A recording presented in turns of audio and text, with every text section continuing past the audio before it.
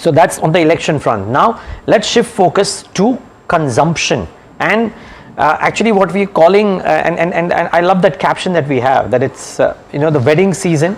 It's time to rake in the moolah for a clutch of names, and I think that is what you're trying to focus on, that how band baja barat paisa, how will the wedding economy really result in gains for a clutch of participants. Abneesh Roy, Executive Director Research at Nuvama Institutional Equities, Sunil Kataria, Managing Director Layman Lifestyle, join us to talk about this. Gentlemen, both of you, thanks so much for joining in, and really good to be talking about this very important topic. Sunil, would love to come to you. A lot of people say that this is the longest wedding season that we have, extending well until May or June, but also a large number of wedding dates. Will this really impact companies involved in this bucket like yours as well, for example? Will it be a good next 2 quarters? Yeah, okay. Thank you for having me on. And hi, Abneesh. Great to see you here. Obviously, see, this is a very unique year as it's turned out to be. That India normally sees 2 wedding seasons. There is a April-May season, which is little skewed towards Bharat, as you call it. And then there's a large, humongous season, which happens towards the winters.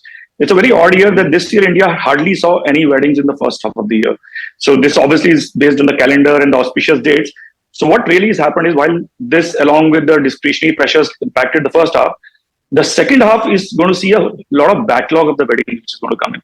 And we've already seen some impact of that. So the second half, as you mentioned, has got roughly around 40 plus days of weddings. There is slated to be around 48 odd lakh weddings which are going to happen over the next 5 months, starting from November 12th to somewhere around mid of May. And the Indian big fat wedding is expected to spend across 6 lakh crores across multiple sectors. So one thing which clearly we are expecting is that as an industry, there is a backlog of weddings which is going to pan out. There is going to be a pretty much large spend which is going to happen. And some signs of this are obviously visible. Sorry, Abneesh, I'd like to bring you in on this conversation. Sunil mentioned a number of 48 lakh weddings. How does this typically get split between companies within this area? Because not everything will gain equally, right? So what's the typical history, and would the same thing repeat itself? Yeah, definitely. Sunil summed it up brilliantly. So yes, it's positive for the sector. Currently, there is an urban slowdown. So this development will partly help address that. But our sense is in the big metro cities, still the wedding spends will be a bit muted. This benefits multiple listed companies. For example, the liquor companies, we are positive on United Spirits, United Breweries. Both should see benefit. This obviously benefits the jewelry companies significantly, because obviously in any marriage, jewelry spends are quite high. So Titan, clearly we have a buy, and that should also benefit. Apart from that, as Sunil highlighted, the apparel companies should also see benefit. Apart from that, food, snacks companies, paint companies. So across the board, spends will be there. But I'll still caution that this will be more in terms of reversing some of the urban slowdown. Rural, there is a recovery. So I will say that the weddings will also obviously happen in the rural areas. So in terms of the FMCG, we'll be positive more on the companies where pricing power is there. So Marico, HUL, Britannia, these are some of the names, and Colgate. These 4 names in the FMCG space, because whenever weddings happen, obviously there is a huge crowd also, and the consumption of FMCG also happens. In terms of discretionary, as I said, United Spirits, the paint companies, Titan, and apparel companies, those will be the key beneficiary. And Bikaji Foods also definitely, because weddings, the sweets and snacks also, a big benefit will come. So we are positive on all these names, but it's a gradual recovery. It is not that the urban slowdown, we have to forget. Next 2 quarters, the urban slowdown will continue, because the food inflation is there, and the wage growth also has been slower than the initial expectations. Sunil, so what you're saying to us is that there is a pickup, and of course the season, the festivities that started in Dussehra all the way to Diwali and now wedding is actually doing good for your business. But what we are understanding in terms of what we've heard from a number of companies in the consumption space, and auto companies included here, that urban consumption has been a problem. You do not seem to be facing any heat. You feel like it's business as usual and a very strong business season for you.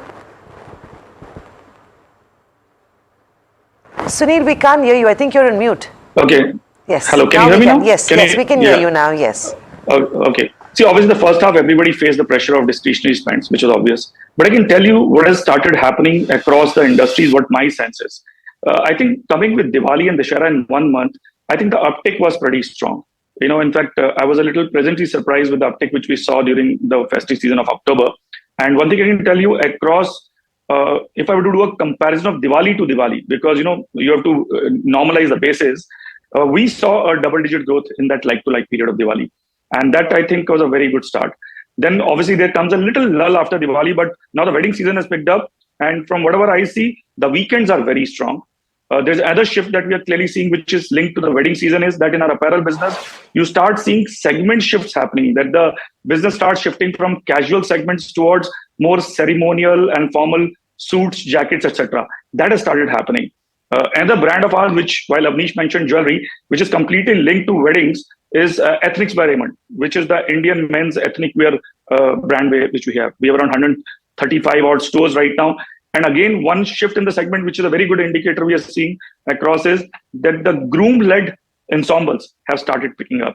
So overall, I think it's, while yes, that urban consumption theme may stay, and yes, there will be, Abneesh mentioned there may be a cautious recovery, but I think there's definitely a positive start to the wedding season, first the festival season and then the wedding season.